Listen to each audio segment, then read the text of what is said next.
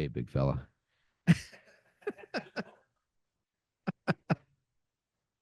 All right. You ready? Hello, everyone, and welcome to episode 31 of CCA's Medical Minute Podcast, sponsored by Kroger Health. We are proud to have with us today Annie. We don't allow do-overs. Andy. Okay, all right. We got it.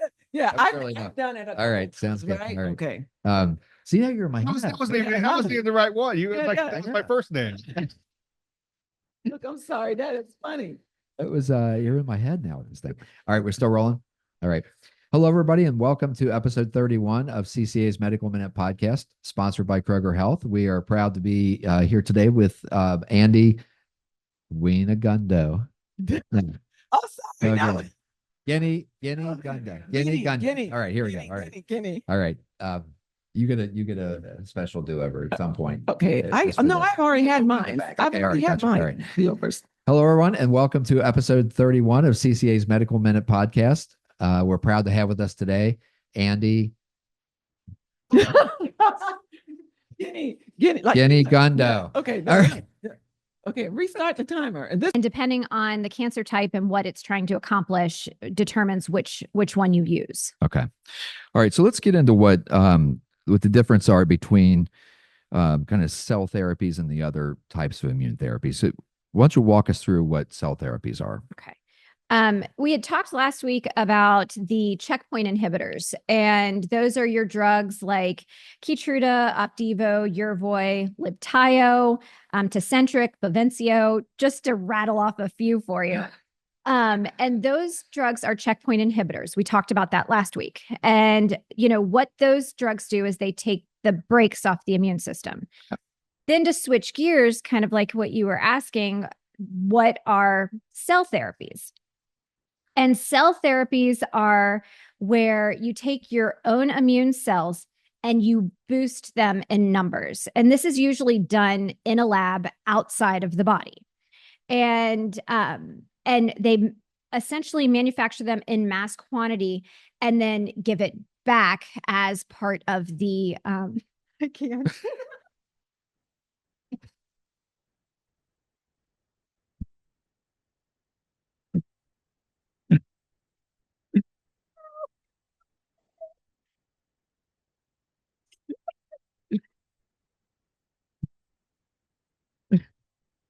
Oh my God. No, what got me was you guys like, okay, I'm ready this time. Well, I think that pretty much covers it. I think we'll probably come back next week and we will. Wait a minute. Is this thing on? Chris. So I think next week will be the final week of the year. And I think Jill and I might reflect a little bit on some of the key developments that took place in 2021. And then hopefully if things work out like planned, I think we'll have a really special guest starting to kick off the first of the year with clinical trials. And Tim Schroeder from CTI will join us for a series on that because that's an incredibly important topic as well. So anyway, Merry Christmas, everyone. And we'll look forward to seeing you on the other side and launch into the new year after that. Take care. So the first question is, do you think our friends at Amgen would be offended if I ask whether Neulasta is manufactured in hell? Because that's how it makes me feel for several days after I get it. All right. Thanks, everybody, so much for being here this evening. Steve is one popular person, and so great to see everybody here paying tribute to Steve this evening. Thank you.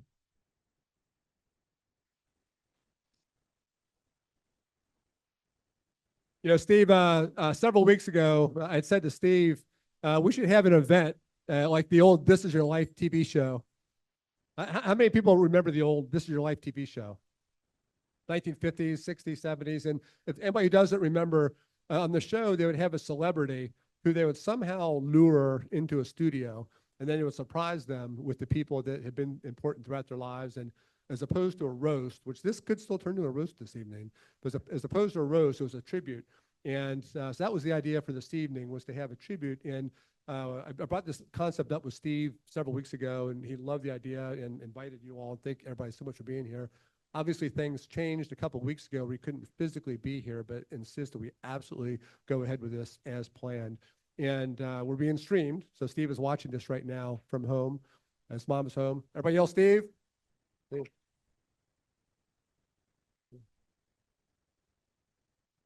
That'll get you going.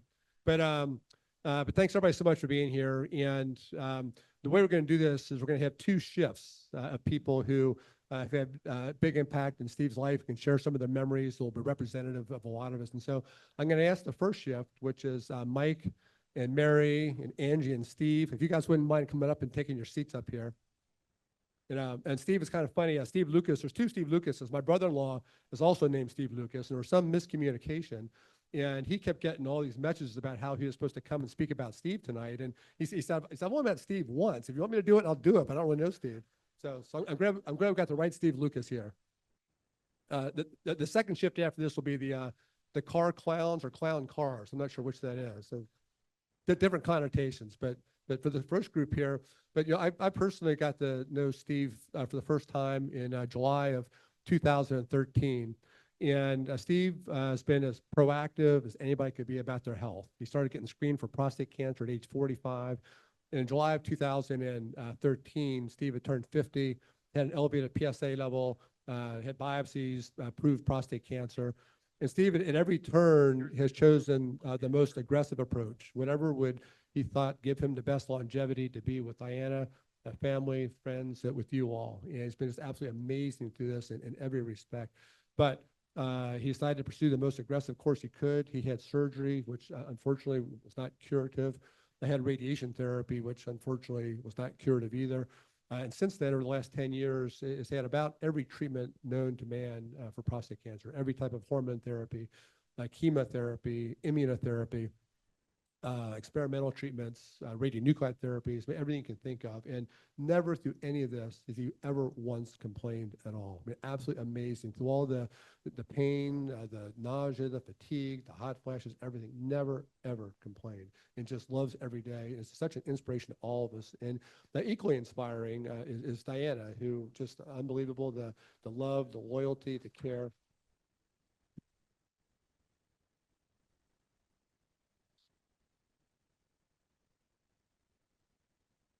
So since age 16, and just amazing, and you guys are just inspiring to all of us. And Steve joined Cincinnati Cancer Advisors in 2020. He's done just a phenomenal job, and to take the concept and elevate it and be such a great service to the whole city.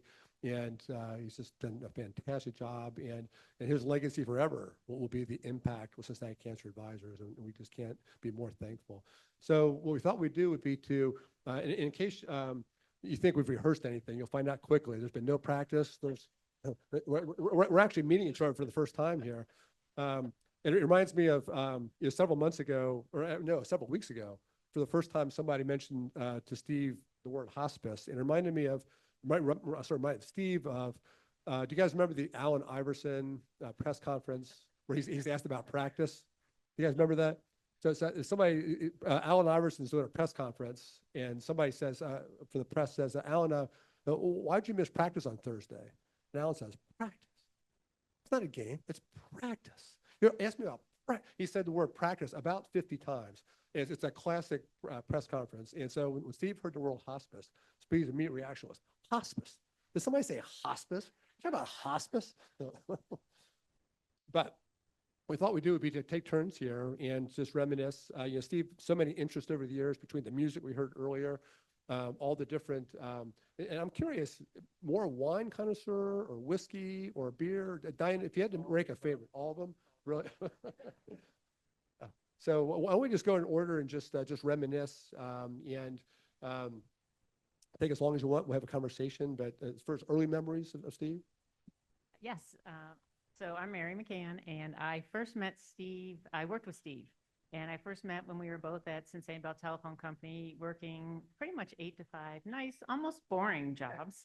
And then then I got asked to take a job at corporate. We were spinning off and they were going to have a new corporate entity. And so they said, would you like, take on this position? And they said, Steve Abbott's going to be up there. He's temporary right now, but you can make him permanent if he wants the job. And I said, of course, I love working with Steve. This will be great. And so I got there and we had a few issues that we had to deal with, but Steve and I could handle it. And then they told us they were buying a company. It was a huge company. For those of you out there, it was the start of Broadwing.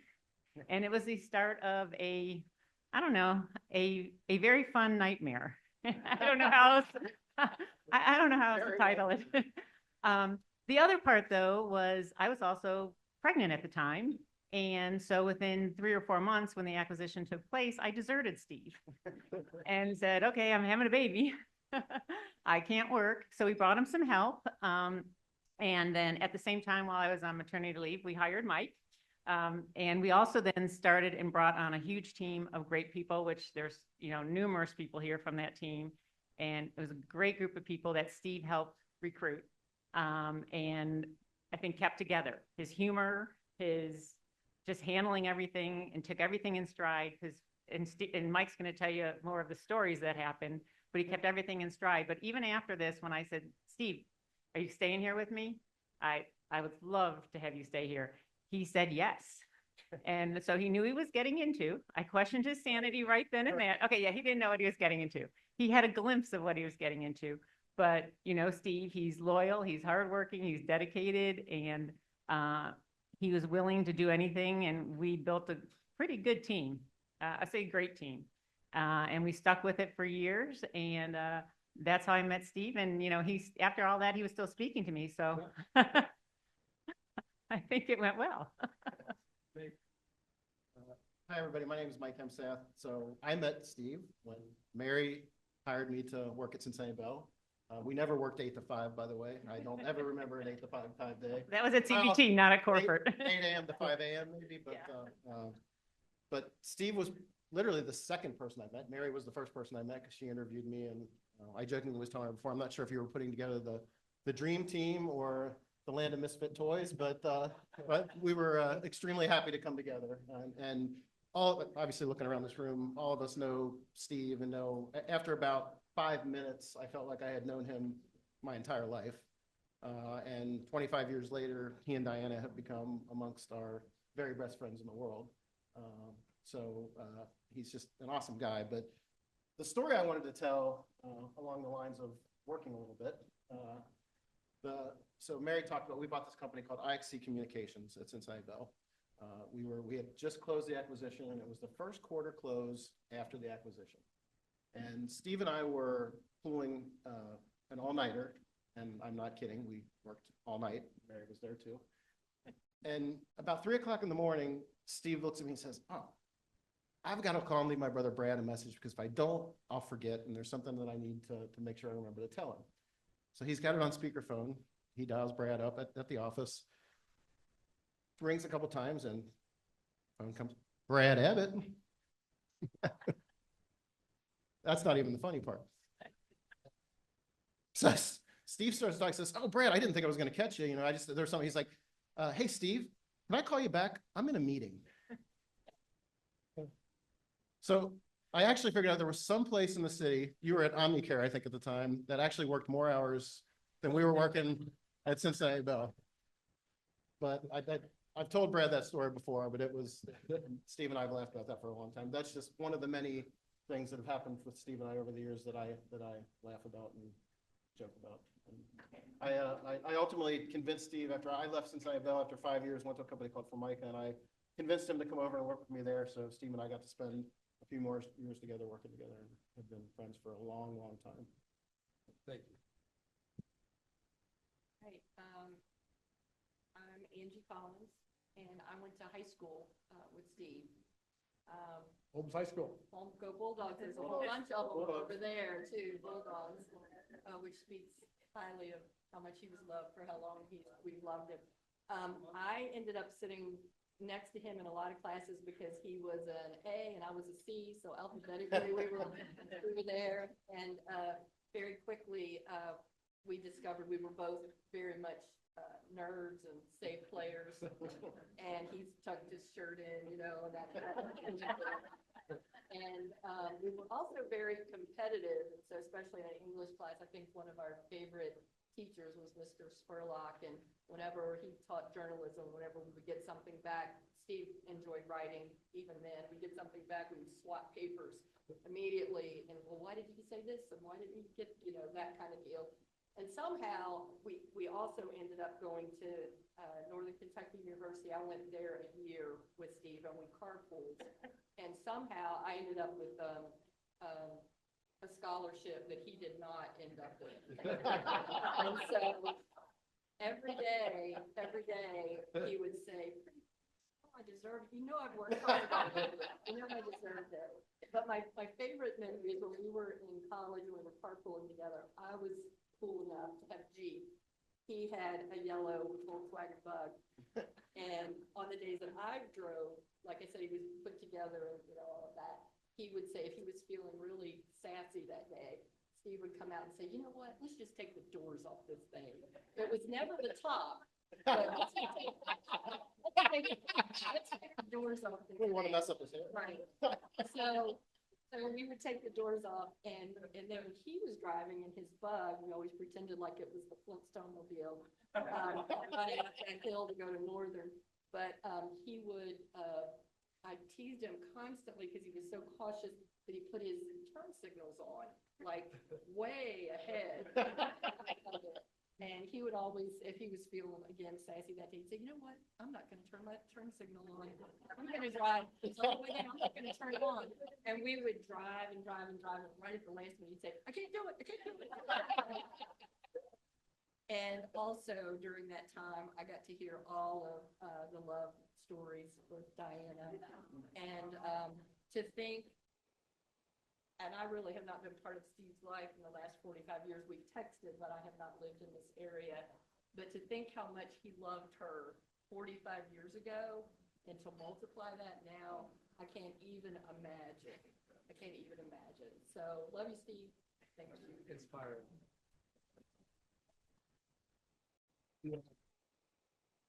The turn signal story reminds me of about 35 years ago. A friend of mine called to say that there was this comedian at the Taft Theater, which you listen to. Never heard of the guy. His name was Jay Leno, and he was talking about drivers. He said women think that men think that women are poor drivers. It's not that women are poor drivers. It's women obey the law. Because you come to a yellow light and she slows down. What the hell are you doing? Another 9 seconds out of my life. Steve? My name's Steve Lucas, and I too, like Ange, am a very proud Bulldog, Steve, and that's where I met Steve at in high school. We didn't know each other real well till we became seniors in high school. And seniors, we were in homeroom together. And at homeroom, it was pretty much you hang out for 15 or 20 minutes till you go to your first class. And we were back in the corner. There was 4 of us. Buddy Robbie, who's over there, was one of them, and another kid. And we basically decided we were going to be an accelerated homeroom, the 4 of us. So we made sure we did that back when you did the Pledge of Allegiance every day. We got up and we made sure we said it louder than anybody else, with a little rock in it, a little swing. And our homeroom teacher really didn't care for us a whole lot. He would just shake his head and look at us. But we just had a great time. And you sit next to somebody for a year like that, you really get to know them. And I mean, we both, we love music. We talked a lot about music and concerts and things like that. And I do remember too, I've known Diana since grade school. I went to grade school with Diana. And I'll never forget, we'd walk down the hall. There would be a locker sitting there open and leaning in it for Steve and Diana every morning. Every morning before, when we would get the homeroom, you always knew where Steve was 10 or 15 minutes before.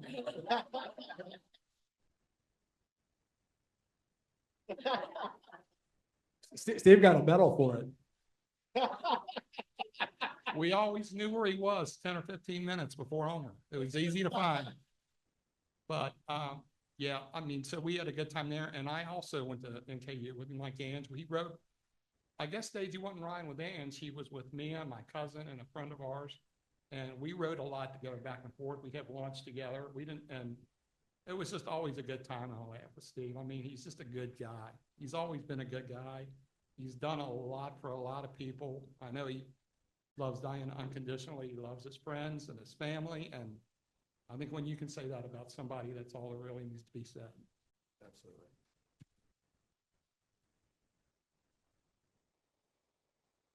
So, so Steve is a connoisseur of multiple types of alcohol. How did that get started? What was the first favorite with you guys? He was not drinking alcohol when I knew him at 18 or 19. I think that became later for me. His shirt tucked in and his hair looking good, so we drank our Cokes. You guys No, have any I drank a flavor lot with insights? Steve. When I met, I'm a West Side boy, so when I met Steve, I was a Miller Lite and beer guy, and he taught me how to drink good red wine, which I appreciate to this day, and bourbon and all the other good stuff. So But he'd still have a beer at happy hour sometimes.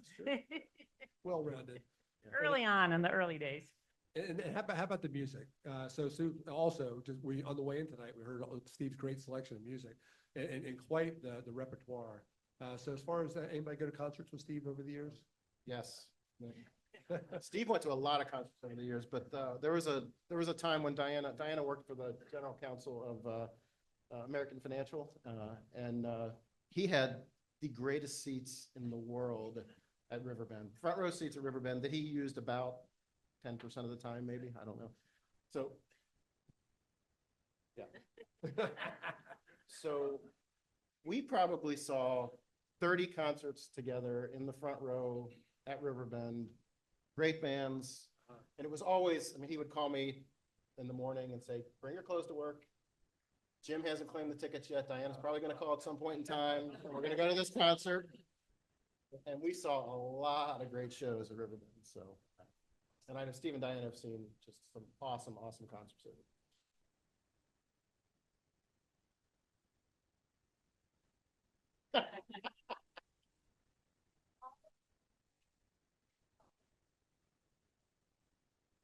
I saw Dave Matthews at Fenway Park and they're playing, it was Fenway Park, and every time that Dave Matthews stopped, the whole crowd would start singing, Yankees suck, Yankees suck. I posted a Dave Matthews video on Facebook one time. Just, I liked the song, and I got a DM from Steve. I can't believe you put something out there besides Van Halen. We were Van Halen fans back then too, and some things never changed. That's awesome. Any musical memories? Don't have any musical memories. Alcohol?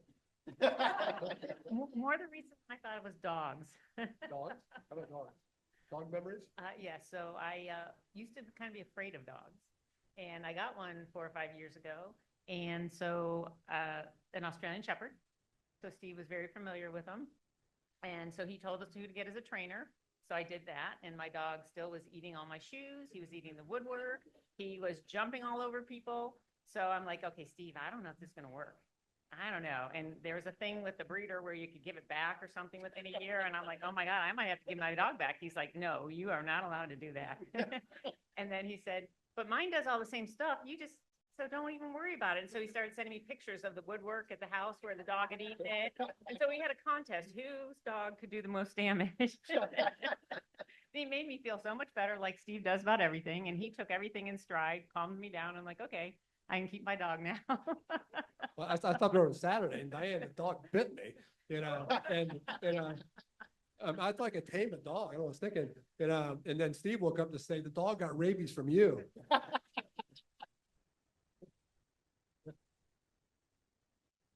Any final thoughts before the new shift comes in? Yes. Steve's watching. Love you, Steve. And you're an awesome and great example for everybody. And it's been an honor to be your friend for so long. Yeah, I mean, Steve is honestly probably the most inspirational person I've ever met in my entire life. I would tell him that all the time because I've never seen anybody deal with what he dealt with such grace. And I mean, he turned his struggle into how can I help others? I mean, obviously he's been doing, running your organization for the last several years, but that's just, he turned it into a passion to help others. And I think that just speaks to what Steve is and who Diana is and what they've been through. And I just feel incredibly honored to call him one of my closest friends. Just the same. So honored that he thought of me to do this. And I will think of him and have for 45 years every time I see a yellow bug.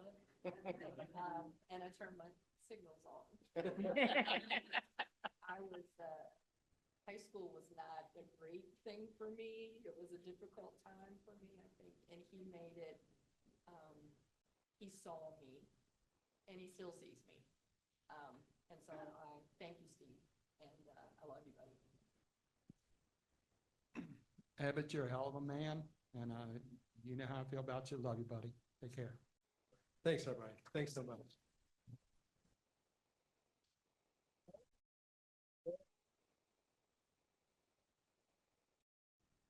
So the clown cars or car clowns? We're the clown car.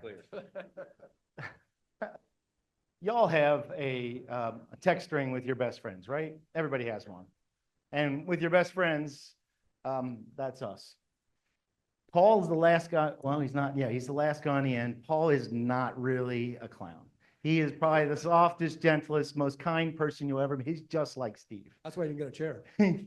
Yeah. And so when you're in your best friend's chat group, right, you say things that are really inappropriate and we just pile on one another. And Steve is the most clever, besides Jeff here, at just putting unusual topics together because he's such a great writer and he's so bright. And well, I'm not. And so I'm always really impressed with what those guys have to say. And so that's what the clown car is. You imagine 5 or 6 guys riding around in a car?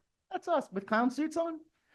So that's how this worked out. So I will lead in a little bit with how this works with the clown car. It starts, Tim's sitting here sipping some Eagle Rare. So we love to drink bourbon, wine. So we go to Tim's house one time, and Tim's mom and dad, his mom especially loves to drink bourbon. That's Tim and Todd. This is Tim Volkerding, Todd Volkerding, Jeff Martini, and Paul McCauley. And I'm Greg Olson. And his mom loves to drink bourbon. So we get there, we're already drinking. And his mom shows up late. And she looks at us and she's like, I'm going to need 2 glasses so I can catch up. So that's how these two learned how to drink bourbon. And so, so one night I'm there and we have way too much bourbon. Connie offers to take us home, but Connie is Tim's wife.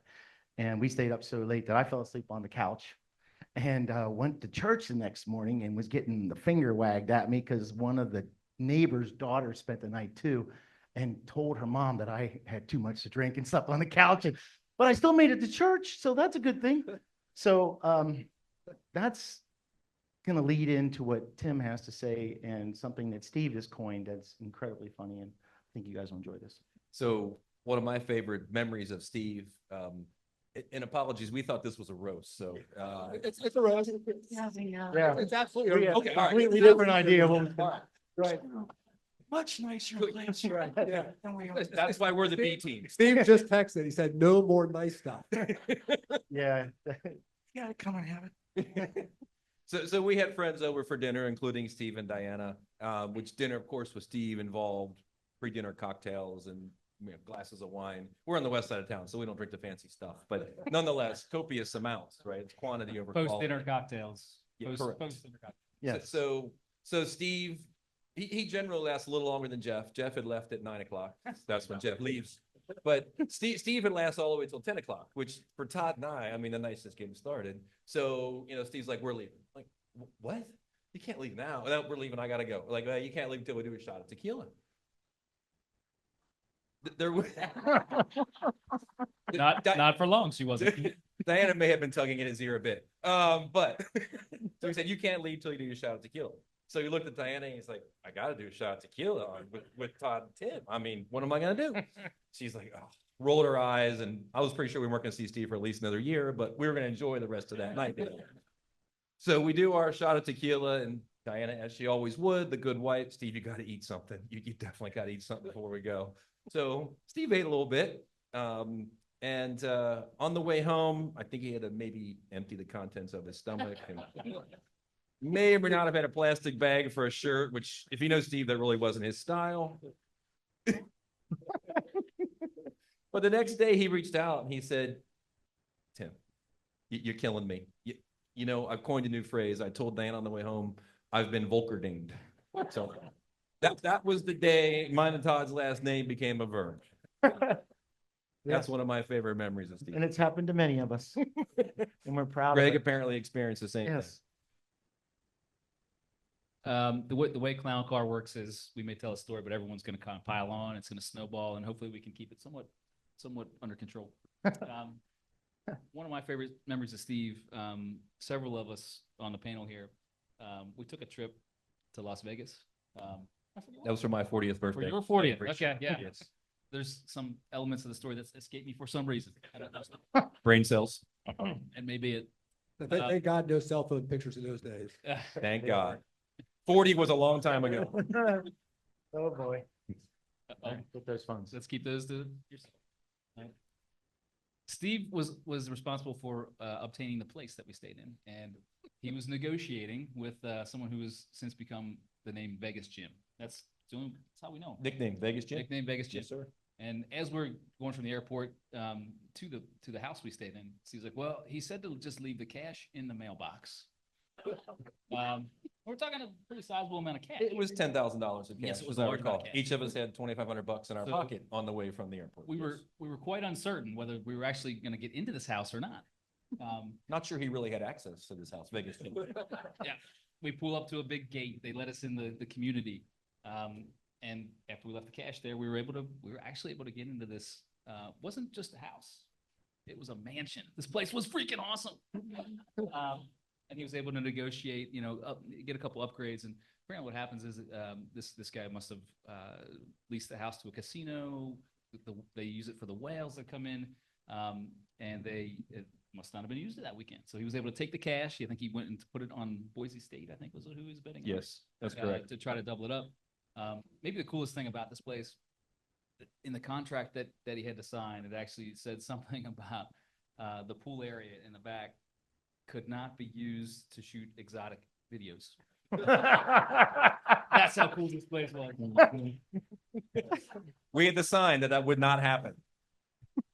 Well, This was before Airbnb. I have no idea how Steve found this. it's all about how you define inside. I did. I went to bed before whatever you were doing. Oh, goodness.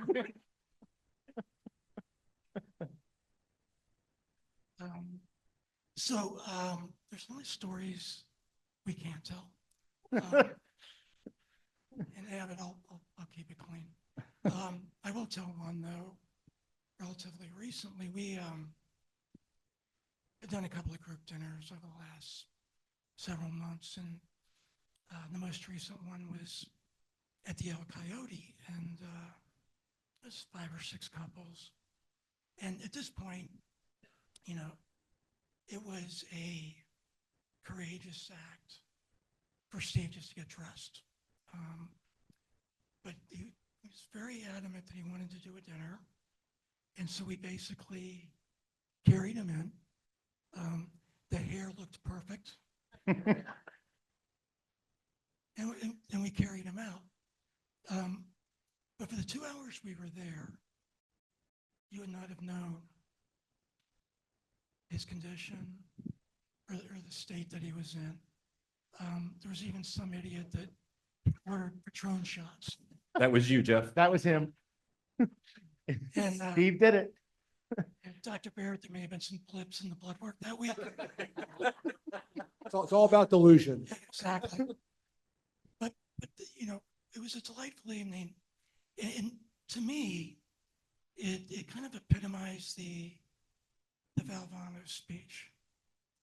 Because here's a guy that spent 10 years battling cancer, and it never got him. it beat up his body, but his spirit, his intellect, and his will to live was never affected.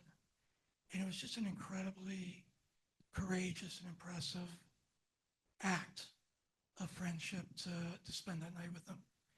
So while I would love to tell a bunch of other stories, that's the one I'll remember and cherish the most.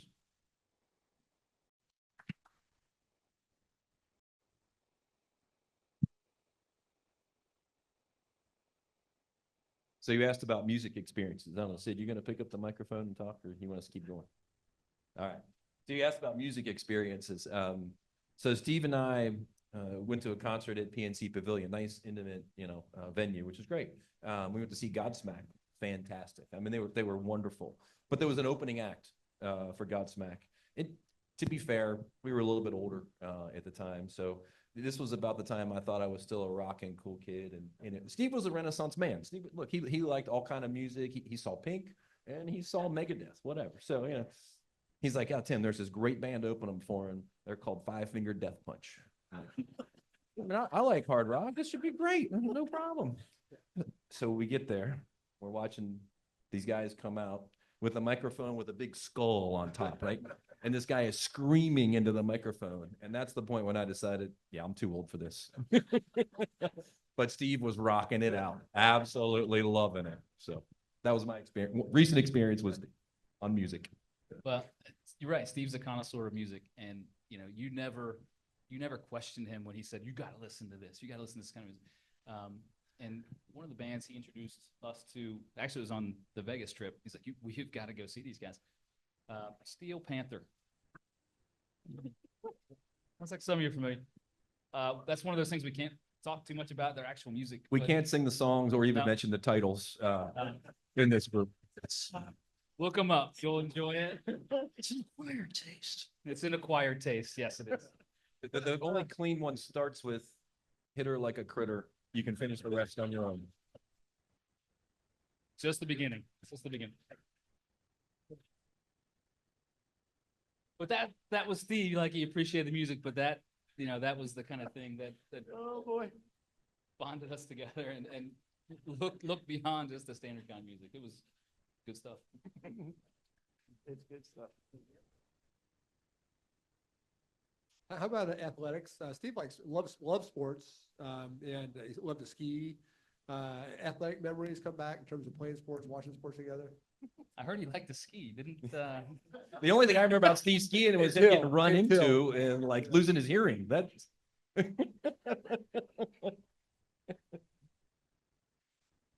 source of injuries for him quite a bit. yes. Yeah, but he loved to ski. He visited lots of doctors on his ski trips. That's what I recall about Steve skiing. Does that sound right? Yeah. Okay. Yeah.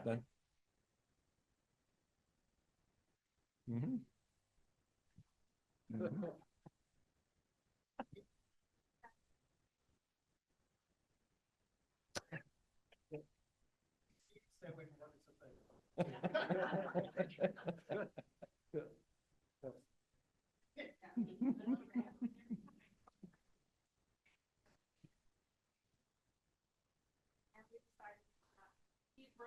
He shattered his life with a knee down.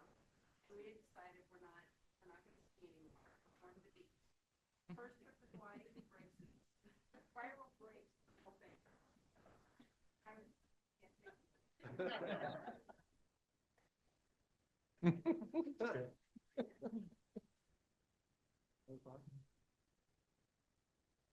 One last thing that I would like to say to Steve is, my dad died 22 years ago, and we started a foundation in memory of my dad. And I got to know Steve because through these clowns. And Co-worker. And I got to know Steve through that, and he would come every year, and regardless of whatever business he was involved with, obviously he was always dressed to the nines, right? He had his bow tie matching his socks, and his cufflinks, and his hair was done. And I don't have any hair, so he's always showing off.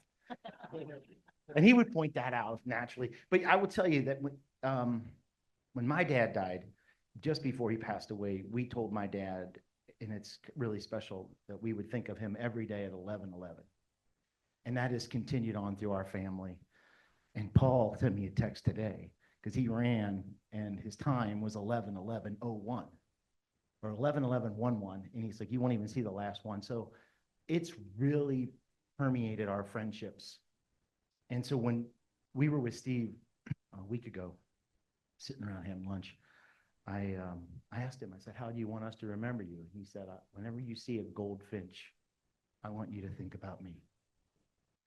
And I said, well, that's just in the summer. And I said, he's like, I'm going to send you my favorite playlist.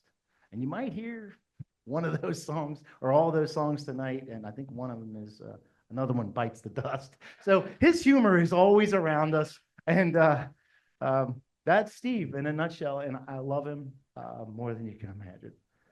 And we're going to miss him. Thanks, Greg. I'd just like to say, I think we're all better off for knowing Steve. He's leaving us way too young, way earlier than any of us would have liked or expected. But I think it's safe to say we would have rather known Steve and had this loss than not known Steve at all, because he had such an impact on so many people, such a positive impact. I couldn't agree more with that. We got a chance to talk to Steve a week or so ago, and hopefully it was as good for him as it was for us. We really got a chance to talk to him, and he knows how I feel. He knows how we all feel. So love you, Steve. Steve, much respect.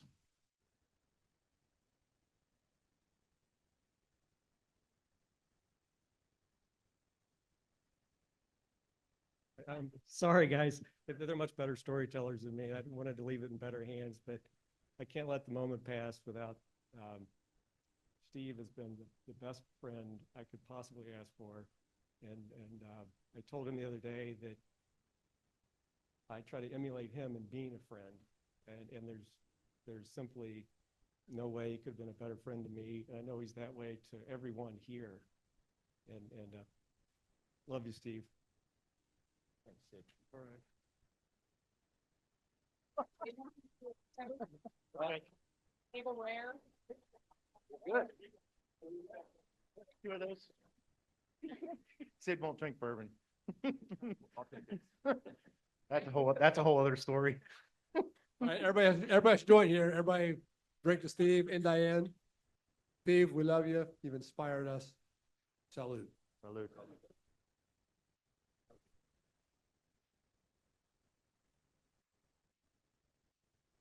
Thanks, everybody, so much for being here.